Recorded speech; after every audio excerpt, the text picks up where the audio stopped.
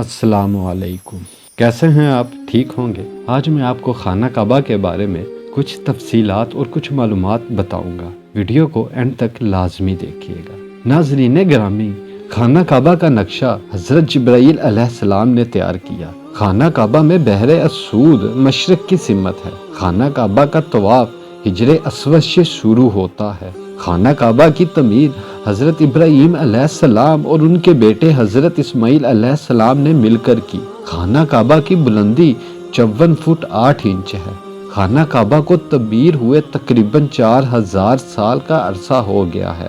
خانہ کعبہ 5 پہاڑوں کے پتھروں سے تعمیر کیا گیا ہے۔ خانہ کعبہ کی چھت میں کل 800 قندیلیں ہیں۔ خانہ کعبہ کے غلاف کی لمبائی 54 میٹر ہے۔ اس کو ہر سال تبدیل کیا جاتا ہے۔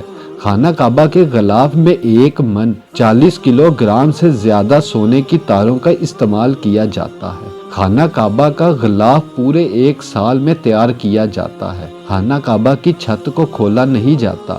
اس نئے غلاف کو پرانے غلاف پر چڑھا دیا جاتا ہے، پھر جدید مشینوں سے پرانے غلاف کو کاٹ دیا جاتا ہے۔ خانہ کعبہ کی چھت کے اوپر سیدھا اللہ کا عرش ہے۔ سبحان اللہ۔ اللہ تعالی ہم سب کو طواف کعبہ کرنے کی توفیق عطا فرمائے۔ آمین ثم آمین۔